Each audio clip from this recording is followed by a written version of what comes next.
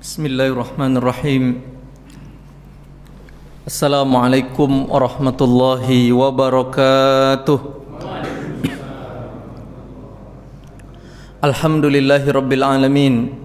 Alhamdulillahi nahmaduhu wa nasta'inuhu wa nastahdihi wa nastaghfiruh wa na'udzu billahi min syururi anfusina wa min sayyiati a'malina. Man yahdihillahu fala mudhillalah wa man yudlil fala hadiyalah. Asyhadu an la ilaha illallah wahdahu la syarikalah wa asyhadu anna Muhammadan abduhu wa rasuluh wa safiyyuhu min khalqihi wa habibuh. Ballaghar risalah wa addal amanah wa nasahal ummah wa kashafallahu bihil ghummah wa tarakana 'alal mahajjatil bayda lailuha kanahariha la yazighu anha illa halik. Allahumma salli wa sallim wa barik ala nabiyyina Muhammadin wa ala alihi wa sahbihi ajma'in. Amma ba'du, faya ikhwatal iman, usikum wa nafsi bitaqwallah faqad fazal muttaqun. Hadirin hadirat jamaah salat maghrib yang dimuliakan Allah Subhanahu wa taala, yang kami hormati Ketua Masjid Baitul Ma'mur dan seluruh pengurus masjid yang sudah menghubungi, dan kembali kita akan memulai kajian rutin kita setiap bulan 2 kali ya. Maka jazakumullah khairan, terima kasih ya sudah menyambungkan tali silaturahim di antara kita yang sempat tidak bersua mungkin sebulan lebih ya. Di bulan Ramadan, sekarang sudah di pertengahan bulan Syawal.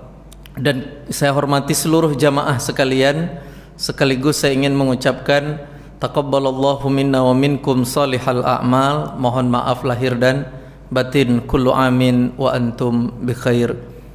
Bahwa syukur kita panjatkan kehadirat Allah Subhanahu wa taala atas nikmat Allah. Hari ini kita sudah memasuki 15 Syawal ya, hari besok siang itu sudah 15, mulai maghrib ini artinya sudah di pertengahan Syawal.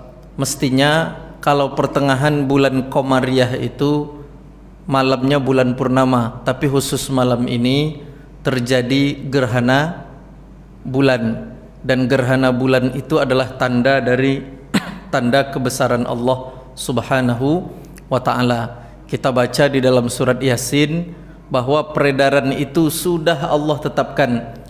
Apa kita baca dalam surat Yasin itu bunyi ayatnya? Lasyamsu yanbaghi laha an tudrikal qamara walal lailu sabiqun nahar kullun fi falakin yasbahun.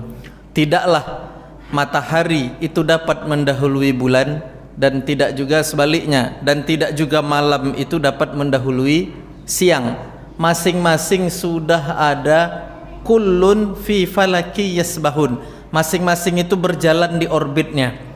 Sudah Allah tetapkan. Karena kalau tidak Allah tetapkan, kita tidak tahu ya apa jadinya dunia atau kehidupan ini. Semuanya sudah Allah tetapkan. Nah, ketetapan Allah ini kullun fi falaki yasbahun. Ketetapan Allah inilah yang menolak semua teori-teori tentang teori-teori tentang khayalan penciptaan alam ini. Kalau kan dulu ada namanya teori Darwin dan lain sebagainya, itu ditolak. Kullun fi falaki yasbahun. Kalau keyakinan kita orang Islam, orang yang beriman, yang baca Al-Quran, bahwa semuanya itu sudah Allah tetapkan garis peredarannya atau orbitnya. Ikhwatal iman, Rasulullah SAW juga bersabda di dalam Sahih Bukhari. Rasulullah bersabda, inna syamsa wal qamara ayatani min ayatillah la yakhsifani limauti ahadin wala lihayati ahad fa idza ra'aitumuhu fad'ullaha wa kabbiruhu wa sallu wa tasaddaqu. Rasulullah SAW bersabda, sesungguhnya matahari dan bulan adalah tanda kebesaran Allah Subhanahu wa taala, adalah dua ayat, dua tanda kebesaran Allah Subhanahu wa taala.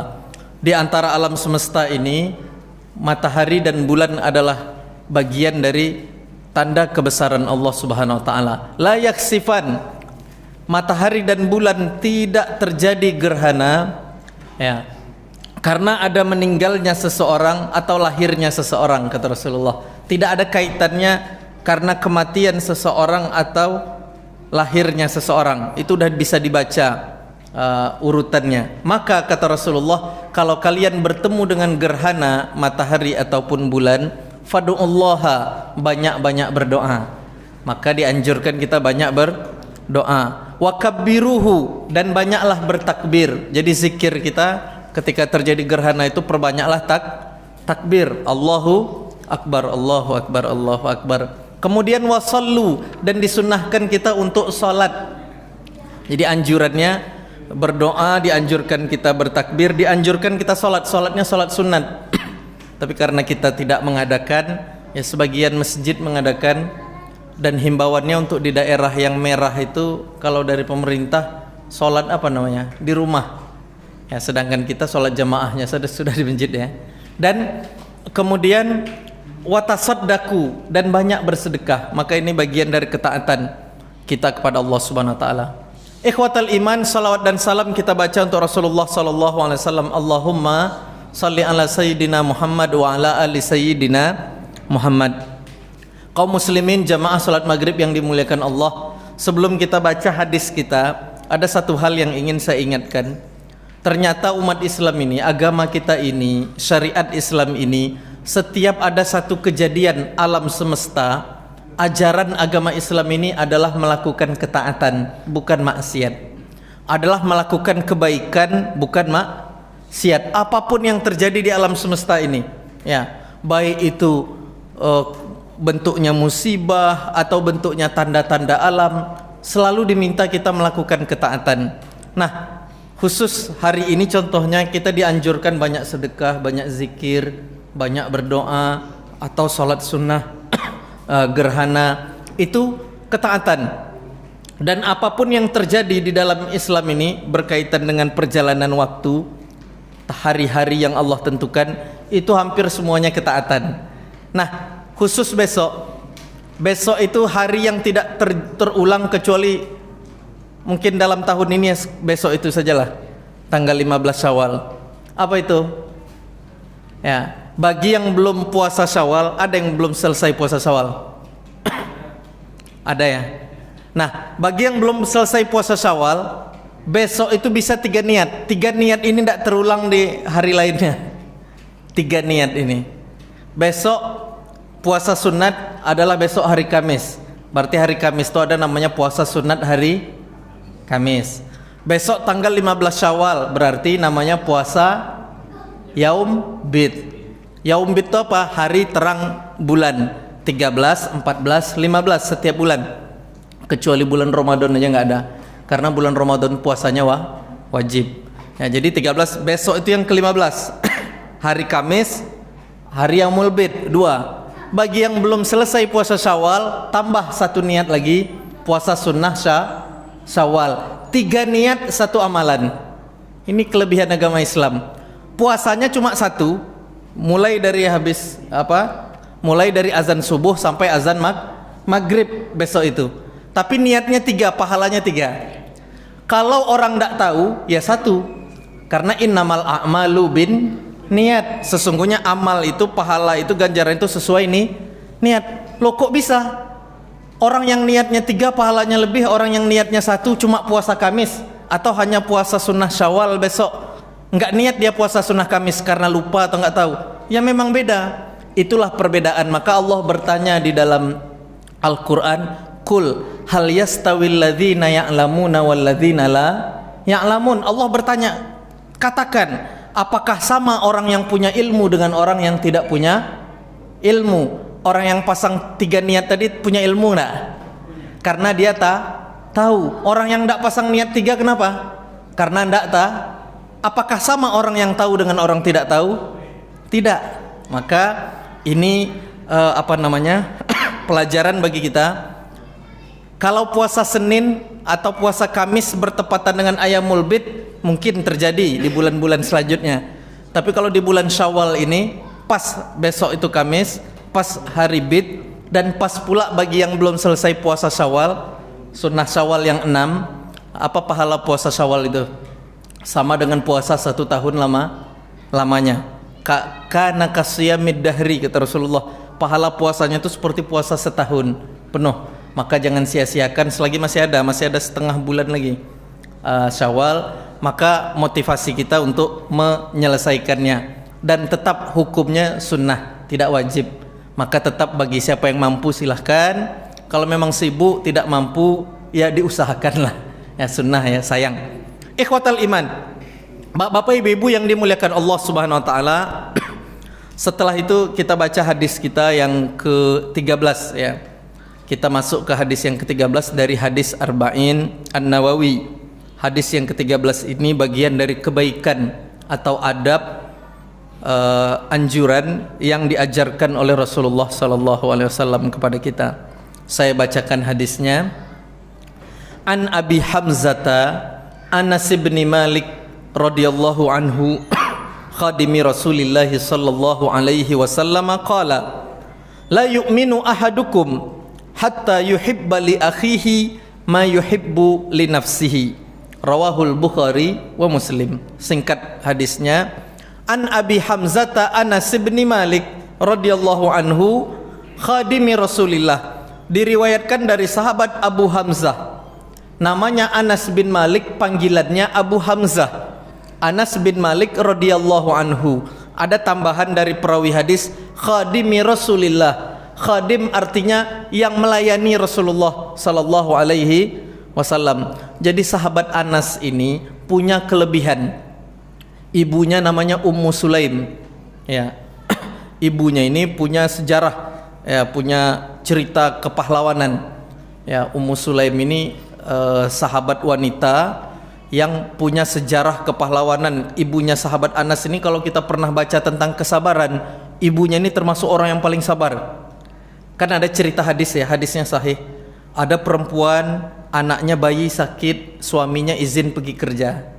Pas suaminya keluar, nama suaminya Abu Tolhah. Suaminya keluar bekerja, anaknya sakit, ditinggal demam, bayi. Pas suaminya pulang, anaknya udah meninggal tadi siang. Tapi oleh istrinya Ummu Sulaim ini dikatakan, jangan kalian sampaikan kepada suamiku kecuali aku yang nyampaikan. Tidak boleh ada yang ngasih tahu anak sudah meninggal kecuali aku, kata istrinya. Jadi anak tadi disiapkannya, nanti pas suaminya pulang dia senyum sama suaminya, terus dihidangkannya makanan ini, sampai malam hari sudah bertemu dengan suaminya, berkumpul, kemudian baru dia cerita. Kata dia kepada suaminya, wahai Abu Tolhah, suamiku, apa pendapatmu kalau ada orang ngasih titipan, lalu titipan itu diambil? Ada orang ngasih titipan sama kita, nitip sesuatu, kemudian titipannya dia ambil. Ya kita kembalikan, karena itu titipan. Betul gitu? Ya, memang begitu, kata suaminya. Kalau begitu saya ingin menyampaikan anak kita sudah diambil Allah Subhanahu wa ta'ala. Anak itu kan anugerah dari Allah yang mengambil Allah. Makanya kalau ada orang meninggal, apa kita baca di sunnah kan? Inna lillahi wa inna ilaihi. Sesungguhnya kita ini milik Allah dan kembali kepada Allah, gitu ya. Nah, marah Abu Tolhah. Kenapa? Aku pulang kerja, engkau suruh aku makan, kemudian kita tidur berkumpul, setelah itu baru kau kasih tahu anak meninggal. Marahnya Abu Tolhah ini, kalau sahabat itu marahnya enggak mukul istri, enggak. Ya, dalam Islam enggak boleh marah suami ke istri itu, mukul itu tidak syariat. Marahnya itu maksudnya mereka bertanya, hukumnya boleh enggak kayak gini? Jadi sahabat itu marahnya, ini benar enggak yang dilakukan istri saya? Menurut saya salah. Lalu dia datang kepada Rasulullah mengadu. Jadi suami mengadu kepada Rasulullah karena Rasulullah hidup, masih ada. Rasulullah tersenyum. Rasulullah tersenyum dan tahu Rasulullah ceritanya. Rasulullah tersenyum dengan Abu Tolhah, dan ketika Abu Tolhah curhat kepada Rasulullah, Rasulullah senyum. Kata Rasulullah, apakah kalian sudah berkumpul tadi malam? Iya, kata Abu Tolhah. Insya Allah Allah akan gantikan dengan keturunan yang salih dan salihat. Maka Rasulullah tersenyum. Kemudian apa yang diprediksi Rasulullah benar. Nanti dari anak dari mereka berkumpul itu 9 bulan setelahnya Ummu Sulaim melahirkan, dan dari anak yang lahir itu, anak perempuan, dia punya 10 anak laki-laki yang semuanya hafiz Quran. Yang semuanya hafiz Quran dari anak perempuan yang lahir dari kejadian itu. Ikhwatal iman, ini ibunya, ibu sahabat Anas bin Malik. Baru kita masuk ke Anasnya. Sahabat Anas ini radhiyallahu anhu mungkin langka di antara selain istri Rasulullah, istri-istri Rasulullah, mungkin sahabat Anas inilah yang paling tahu bentuk tubuh Rasulullah, yang paling kenal dengan sifat Rasulullah. Kenapa? Karena dia 10 tahun tinggal di rumah Rasulullah sallallahu alaihi wasallam sampai Rasulullah meninggal. Jadi Rasulullah hijrah ke Madinah, sahabat Anas ini umurnya 10 tahun. 10 tahun itu berarti anak-anak ya, masih anak-anak. Oleh ibunya Ummu Sulaim, ini begitu semangatnya ibu Anas ini. Oleh ibunya sahabat Anas ini dibawa menghadap Rasulullah, lalu dihibahkan. Dihibahkan itu apa?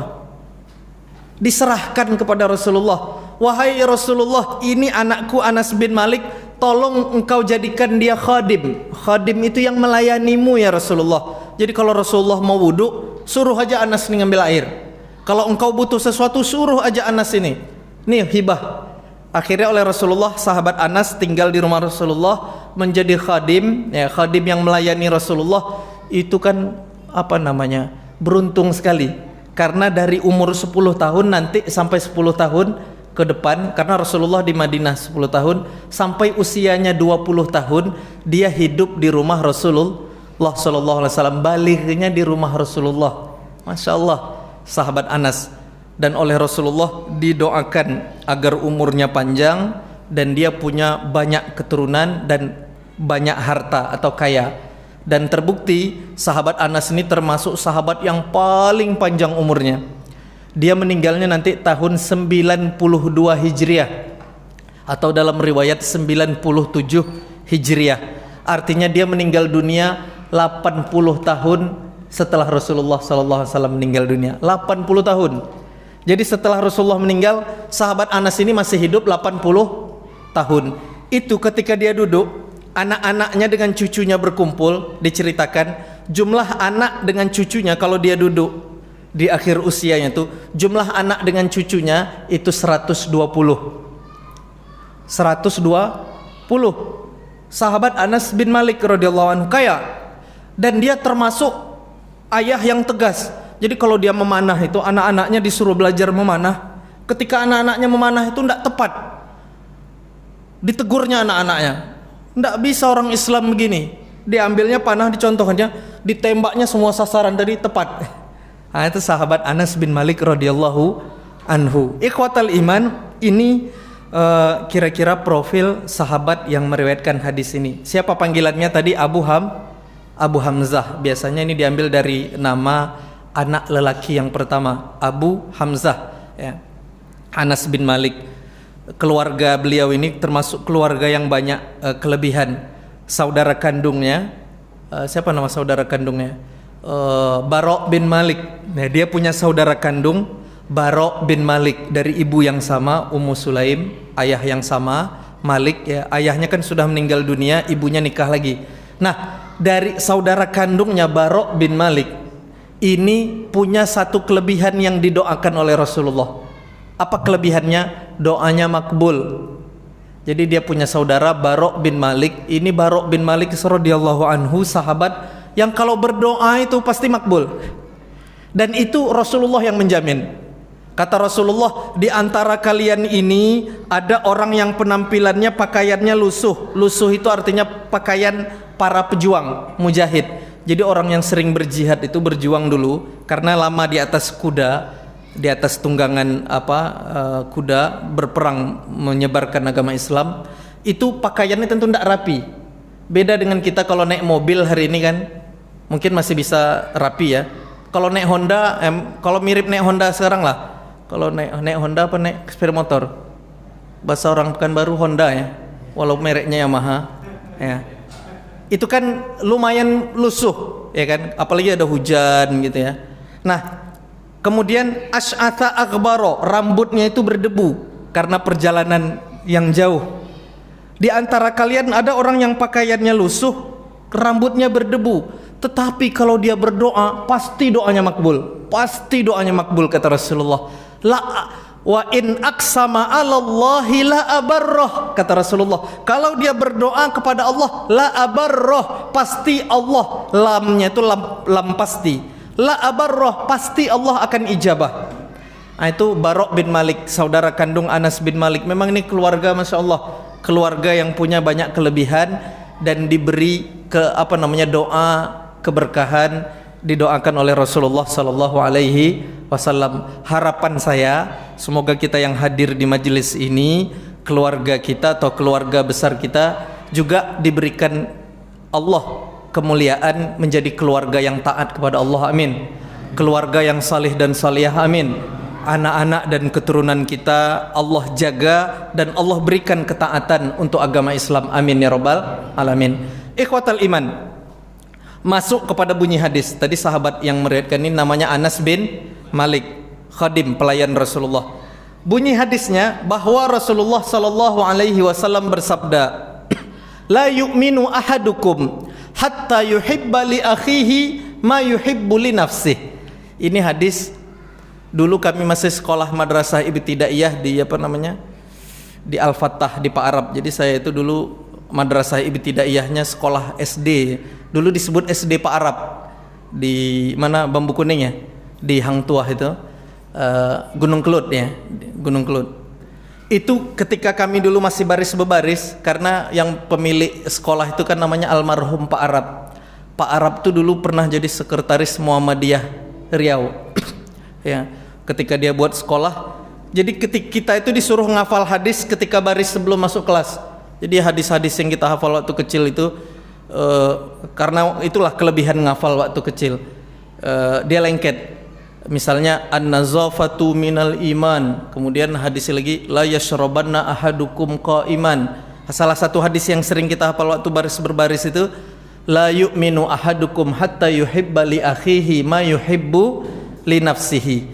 Artinya hadis ini tidak beriman, kalian itu tidak beriman. Tidak beriman ini maksudnya tidak sempurna iman kalian, belum sempurna iman kalian, belum cukup keimanan kalian. Hatta yuhibba li akhihi, sampai kalian itu mencintai saudara kalian seperti kalian mencintai diri kalian sendiri.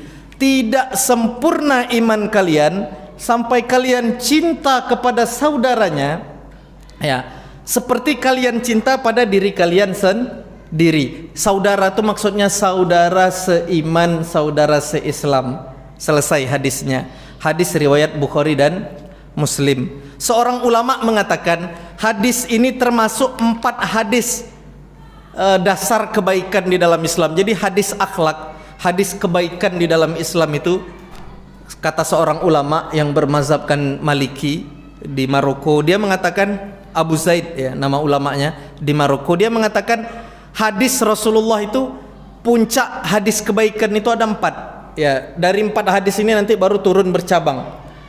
Pertama, hadis yang menyatakan tentang kebaikan itu adalah man kana yu'minu billahi wal yaumil akhir falyakul khairan aw liyasmut. Siapa yang beriman kepada Allah dan Rasulnya berkata baik atau hendaklah dia berkata baik atau diam. Yang kedua, min husni islamil mar'i tarkuhu ma la ya'nih. Ciri kebaikan seseorang itu dalam hadis Rasulullah adalah dia meninggalkan yang tidak penting. Tarkuhu ya ma la ya'nih.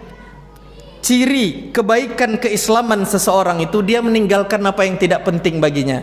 Yang ketiga, hadis kebaikan, puncak kebaikan dalam Islam itu hadis Rasulullah. Hadisnya singkat, la taghdab, jangan marah. Jangan marah. Hadis yang keempat adalah hadis ini. Tidak sempurna keimanan kalian sampai kalian cinta kepada saudara kalian seperti kalian cinta pada diri kalian sendiri. Ikhwatal iman.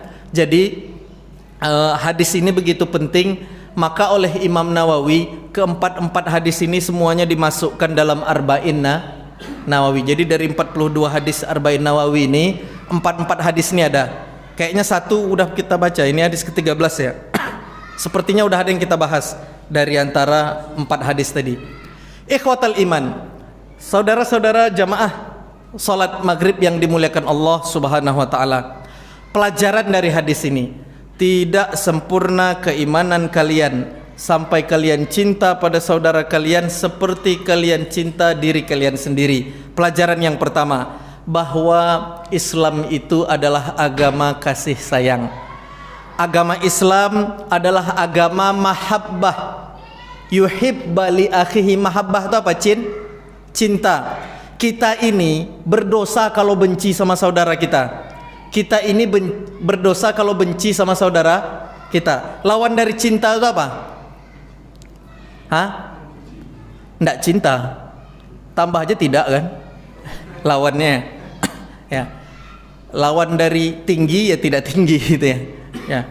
Nah, kalau kita tidak cinta karena benci, karena dengki, karena iri, itu kita berdosa. Sebaliknya, kalau kita cinta sama saudara kita, itu sempurna keimanan, berpahala.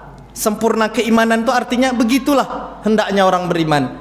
Dia harus cinta, kasih sayang. Maka Rasulullah pernah mengajarkan, Rasulullah pernah bertanya sama sahabat di dalam majelis. Apa kata Rasulullah? Maukah kalian aku ajarkan? Pertama Rasulullah mengatakan, kalian tidak akan masuk surga, kata Rasulullah kepada sahabat, sampai kalian ini saling mencinta satu sama lainnya. Jadi orang yang masuk surga itu tidak ada orang yang benci sama saudaranya. Kita orang Islam kan? Ya, kita sepakat, kita semua orang beriman.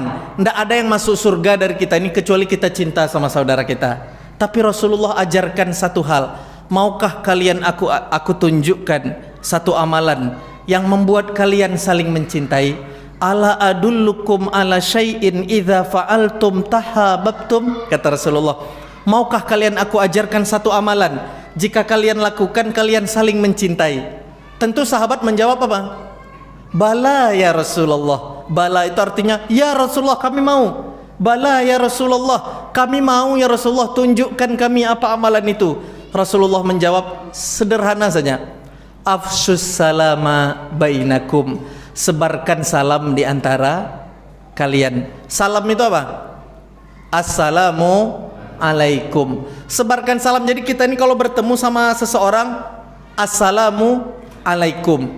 Di Indonesia salam itu selain assalamualaikum, kita berjabat tangan ini bahasa kitanya apa dulu? Di ini salaman kan? Salam-salaman. Padahal aslinya kalau dalam bahasa Arab musafahah, berjabat tangan. Cuma di orang Melayu kita salam itu jadi jabat tangan. Kenapa? Karena di Melayu kita budayanya orang assalamualaikum itu berjabat tangan. Udah bagus itu. Dan ada hadisnya, tidaklah kata Rasulullah dua orang yang saling berjabat tangan kecuali dosa mereka itu berguguran sampai tangan mereka berpisah. Jadi kita salaman itu, kalau ada orang yang mau lebih lama lagi, biarin aja. Yang penting jangan dipicit kuat-kuat. Salaman itu normal kan? Kadang kan ada tangan sakit. Kawan nih saking merasa cintanya erat kan? Tapi eratnya itu sakit. Ya ini harus kita tahu juga, saudara kita ini ya sehat ya. Kalau sehat enggak apa-apa. Nah, ikhwatal iman, ini udah jadi budaya baik bagi kita. Salam assalamualaikum sambil berjabat tangan. Dosa berguguran, tumbuh rasa cinta. Ada ndak orang ucapin salam assalamualaikum langsung ditinjunya kawannya? Normalnya ndak ada. Ya, kalau salam ini sudah tersebar di antara kita, insya Allah kasih sayang. Nah, dan salam itu biasanya orang senyum. Assalamu alaikum. Ya, kalau ada kawan mengucapin salam tapi dia kurang senyum, berarti memang lagi banyak masalah gitu ya. Assalamualaikum, gitu kan. Wajahnya itu apa namanya? Kalau bahasa orang Medan tuh petak-petak wajahnya kan. Enggak ada senyumnya, enggak ada cahayanya. Ya dia inilah ikhwatal iman. Jadi ini agama Islam, agama syariat yang mengajarkan kasih sayang. Jadi orang kalau enggak mau masuk Islam tuh karena Islam tuh katanya teroris, salah, ya kan? Dia belum tahu agama Islam. Udah jelas-jelas kita di masjid ini duduk, yang kita bicarakan apa, yang kita sampaikan apa, yang kita inginkan apa, ya kan? Di dalam syariat Islam jelas. Bahkan sholat saja kita besar pahalanya kalau sholat berjamaah daripada sholat sendiri. Bukti apa? Itu bukti kalau kita ini dianjurkan untuk bersatu bersama-sama, berukhuwah, ya, saling cinta. Payah kalau orang sholat jamaah ini kalau tidak saling cinta. Pernah nggak sholat di masjid, ketika kita sholat udah saf itu udah ini sudah qomat, maju imam, pas imam tuh maju makmumnya pulang 1 atau 2 orang. Kenapa kau pulang? Aku tidak setuju sama imam tuh, ya kan? Kalau dia tidak jadi imam baru aku mau sholat jamaah. Pernah terjadi. Ya, saya ketika kuliah mahasiswa di Mesir, di masjid itu kelahi jamaah karena mereka bertetangga kelahi sesama orang Mesir, orang Arab. Pas kami sholat jamaah di masjid itu, kalau kawannya ini yang jadi imam, yang ini pulang, nggak mau dia sholat jamaah. Begitu pula sebaliknya. Alasan itu tadi. Ini kan rusak jadi. Dia tidak dapat pahala, kelahi, ya Allah. Hidupnya keras, payah. Nah, ini pelajaran pertama. Islam mengajarkan persatuan dan kasih sayang, mahabbah. Anjuran Rasulullah, tidak sempurna iman kalian sampai kalian cinta sama saudara kalian. Cinta, derajat cinta yang paling rendah itu kan minimal kalau sudah cinta itu sayang kita tidak memusuhinya. Itu paling rendah. Tapi kalau paling tingginya, Masya Allah, kita mendahulukan saudara kita, membantunya, perhatian, ya kan cinta itu derajat juga. Nah, ini agama Islam mengajarkan kepada kita untuk saling mencintai dan tidak boleh kita berpecah belah, tidak boleh kita saling memusuhi. Ini Islam, ya. Kalau ada orang saling memusuhi, tidak sempurna imannya. Ingat tuh hadis Rasulullah, bukannya kita jadi kafir, tidak. Kata Rasulullah, la yu'min. La yu'min itu kata ulama, la yakmulu imanukum, tidak sempurna. Jadi kalau sempurna iman kita cinta sama saudara kita se-Islam. Jadi aneh kalau ada orang Islam tidak cinta sama saudara se-Islam. Ini terjadi baru-baru ini di Palestina itu, yang banyak dibom di Gaza itu orang apa? Orang Islam kan, agamanya. Di Palestina itu ada Nasrani, ada Yahudi, ada Muslim.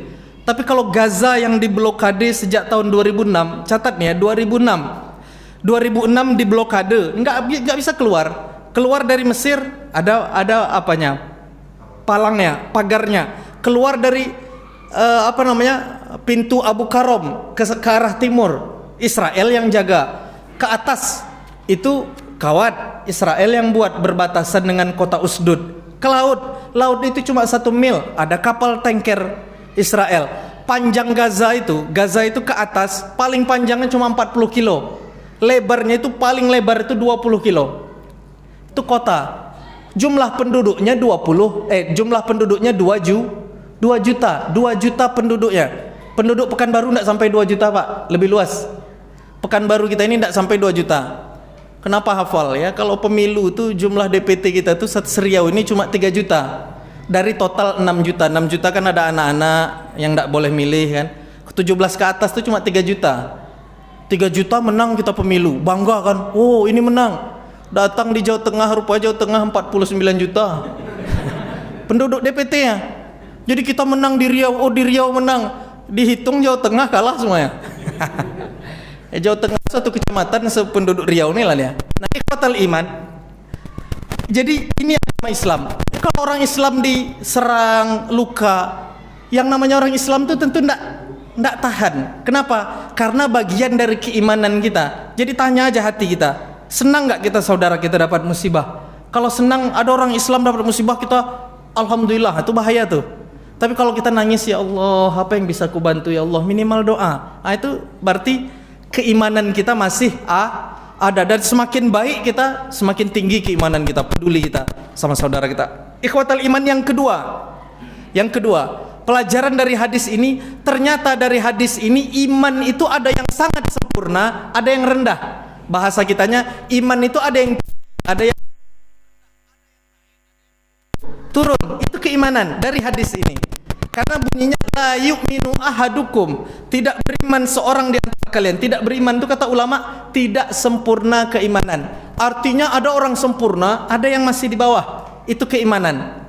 Nah, Ikhwatal iman, ulama mengatakan orang yang iman standar itu adalah percaya pada Allah, pada malaikat, pada kitab suci, pada nabi dan rasul, pada hari kiamat, dan pada takdir. Itu dimensi apa? Keyakinan dalam diri kita nih, keyakinan, tidak nampak dia.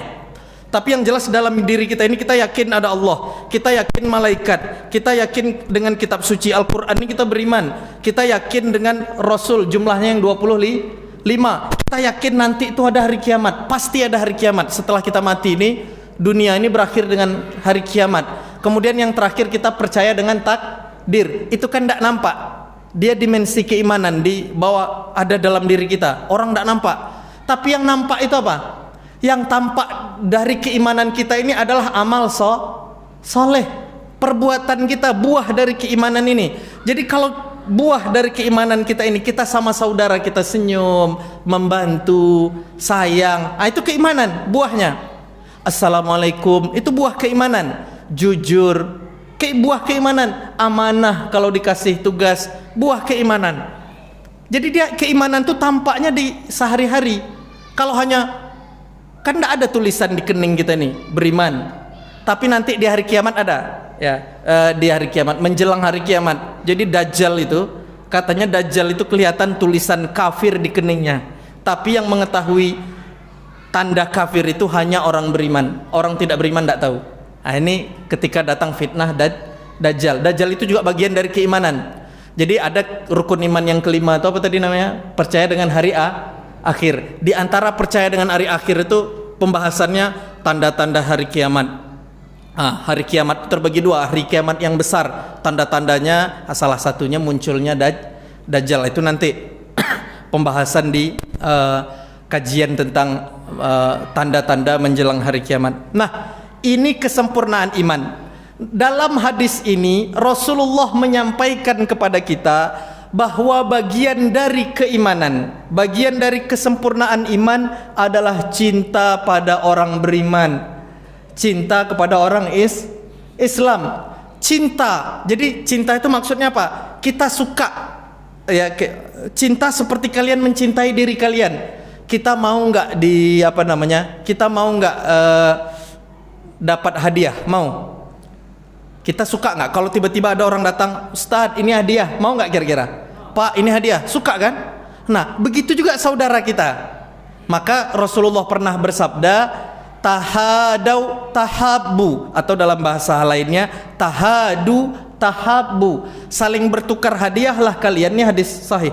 Bersaling bertukar hadiahlah kalian, saling memberi hadiahlah kalian, maka niscaya kalian akan saling mencintai. Ini orang tua kita dulu udah mencontohkannya.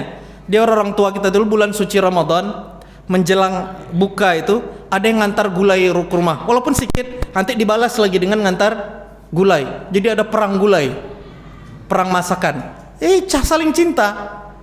Ya, agak langka kalau kita kalau anak-anak generasi kita nggak kita didik, nanti akan langka. Ya, Lebaran, itu ada yang ngirim ini lontong pagi hari, karena dia buat lontong juga yang datang ke tetangga kan, balas lagi. Tapi masya Allah, tahadau tahabu atau tahadu, dalam satu riwayat tahabu, saling memberi hadiah kalian akan saling mencintai. Nah, ini siapa yang suka dapat hadiah berarti dia juga harus suka beri hadiah, karena cintailah saudara kalian seperti kalian cinta pada diri kalian sendiri. Dan dalam riwayat yang lain, ini hadis kan satu sisi, sahabat Muaz bin Jabal pernah bertanya sama Rasulullah sallallahu alaihi wasallam. Kata sahabat Muaz, "Ya Rasulullah, keimanan apa yang paling baik?" Rasulullah menjawab, "Engkau mencintai saudaramu seperti cinta pada dirimu, dan engkau membenci dari saudaramu seperti engkau benci pada dirimu sendiri." Maksud membenci, tidak menyukai itu apa? Kita tidak mau saudara kita dapat musibah seperti diri kita tidak suka dapat musibah. Kita tidak mau kawan kita itu, saudara kita ini, misalnya kalau dia bisnis, kita nggak suka dia bangkrut. Sebagaimana kalau kita punya usaha, kita nggak mau bangkrut. Nah itulah, kita suka dia dapat kebaikan, dan kita tidak mau saudara kita dapat kesulitan. Itu tanda keimanan. Ya, jadi kalau ada orang, saudaranya, orang Islam, tetangganya, dapat musibah, usahanya atau apanya, dia, ya Allah, alhamdulillah bukan kita, cuma dia yang kena. Jangan. Tapi doa yang bagus apa? Ya Allah, semoga Allah meringankan bebannya dan Allah ganti dengan yang lebih baik. Apa doa yang diajarkan Rasulullah? Ajarakallahu fi musibatika. Semoga Allah beri pahala dari musibahmu. Jadi kalau kita sabar dapat pahala. Wa yakhluf lu khairan minha, dan Allah ganti dengan lebih baik. Itu doa yang diajarkan Rasulullah. Bukan syukurin Anda. Itu tanda hasad, tanda dengki. Kalau ada orang senang orang lain dapat musibah, dapat kerugian, dapat kesusahan, itu tanda hati dengki atau busuk hati kata orang kita. Nah, itu harus kita obati. Kalau pernah kita punya kayak gitu harus kita obati. Ya Allah, semoga hati ini bersih. Nah, kita bersihkan hati kita. Ikhwatal iman, yang kedua dari hadis ini, bagian dari mencintai saudara kita adalah memberi nasihat. Ya. Jadi kalau saudara kita tuh ada masalah, beri nasihat. Atau dia jalannya salah, nasihat itu kan kemurnian, kebaikan. Jadi contoh nasihat itu begini, jalan itu lurus. Kita tahu yang benar itu lurus. Saudara kita ini dalam berjalan, dia mungkin lalai, terbelok dia, karena banyak simpang kan. Tapi jelas Rasulullah sampaikan jalan Islam ini lurus, yang selamat sampai surga itu yang lurus saja, jangan belok-belok. Nah, karena banyak simpang, lalai kawan kita ini, terbelok dia. Mungkin dia tidak niat, cuma dia ikut-ikutan, ada yang belok, ikut dia belok.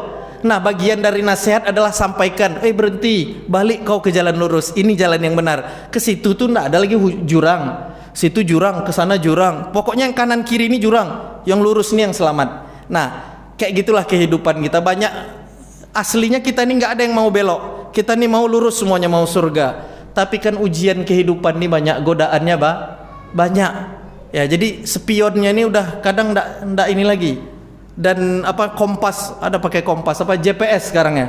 GPS-nya itu ndak akurat lagi. Ya, error. GPS itu kan hati, keimanan. Jadi karena nggak tahu lagi diikutkannya GPS orang yang salah, ikut godaan setan. Mestinya lurus ke surga, belok dia. Ya, jelas-jelas rambunya itu neraka jahanam. Rambunya itu neraka, banyak nama neraka kan? Di Al-Quran itu neraka jahim, hutomah ya. Auzubillah, nauzubillah. Semoga Allah lindungi kita dari azab neraka. Lurus. Ini kan banyak kali godaan ya. Kalau hari-hari kita ini di kehidupan ini, Ramadan kemarin aja lah dengar, si fulan begini, si fulan begini. Ya Allah, semoga Allah beri hidayah si fulan. Ini kan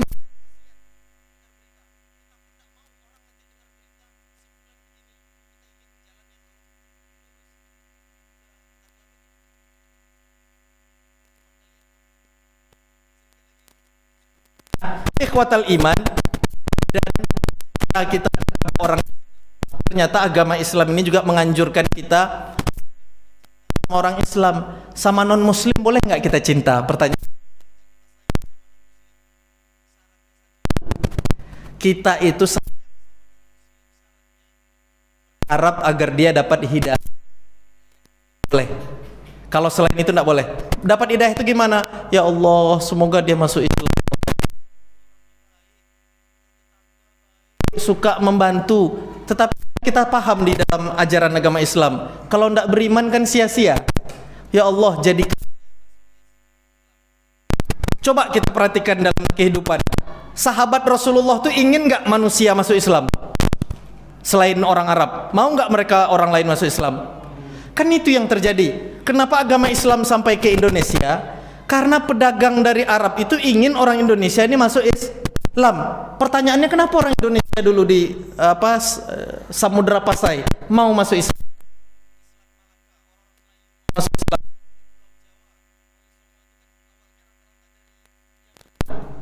Yang Sunan Ampel ya, Maulana Makdum Ibrahim, siapa lagi, Ja'far ya. Nah, ini kenapa mereka orang Jawa masuk Islam? Yang jelas-jelas hari itu rata-rata beragama Hindu dan Buddha.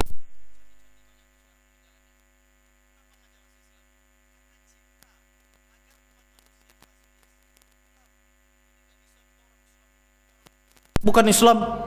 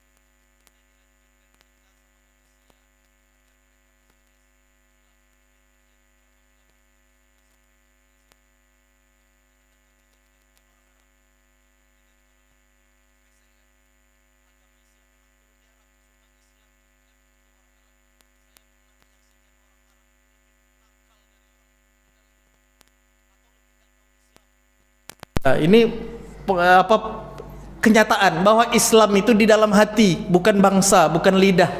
Islam itu hati orang Arab, tapi lebih nakal, lebih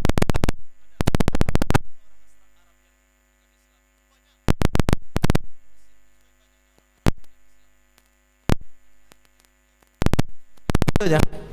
Ikhwatal iman. Nah, yang keempat, pelajaran dari hadis ini adalah kita diajarkan berlomba-lomba dalam kebaikan. Anjuran oleh Rasulullah dalam hadis ini, tidak sempurna keimanan kalian sampai kalian mencintai saudara kalian seperti kalian cinta pada diri kalian sendiri. Ini ada makna disuruh berlomba-lomba dalam kebaikan. Fastabiqul khairat. Kita ini berlomba-lomba menjadi yang terbaik, masuk surga. Dan kita tahu yang masuk surga itu banyak, tapi kita tidak mau kita yang tidak masuk surga. Kita ingin kita yang masuk surga. Maka berlomba-lomba kita dalam melayani saudara kita, membantu saudara kita. Ini nampak kemarin ketika terjadi musibah perang. Berapa hari? Perang Saiful Qudus namanya ya. Perang yang kemarin di Gaza, di Palestina itu namanya Perang Saiful Qudus. Berapa hari? 11 hari. Ya, 11 hari atau 13 kalau dihitung dari tanggal 26 Ramadan. Itu ya, kita sampai di Indonesia ini Masya Allah, itu banyak orang membantu. Umat Islam ini nampak cintanya, tapi ada juga orang yang tidak senang. Kenapa kita bantu orang Palestina? Di Indonesia banyak yang susah, ya kan? Ini tanda kita bersaudara. Ya, di Indonesia ini kan kita bantu juga, di sana kita bantu juga. Ini berusaha, ini bukti kita. Dan mereka itu di garda terdepan. Kata ulama itu kalau ada ibarat tombak itu, orang Islam di Palestina itu yang menjaga Masjid Al-Aqsa itu ujung tombak, kita ini di tangannya, di tangkainya. Tentu harus mengalir lah tenaga itu biar tombak yang melindungi Masjid Al-Aqsa itu kuat.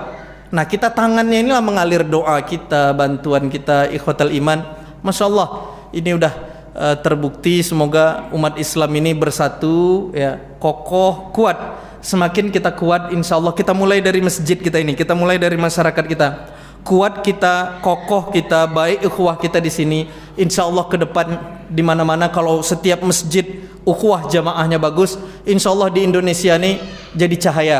Kalau di Indonesia ukhuwah umat Islam bagus, insya Allah di dunia pun cahaya itu menyebar. Karena sifat cahaya itu begini, di mana ada cahaya kegelapan itu menyingkir.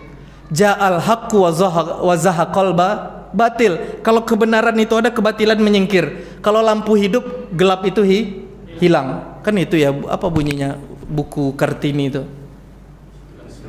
Habis gelap terbitlah terang. Pokoknya kalau ada cahaya terang lah gitu ya. Kalau ada Islam insya Allah berkah lah.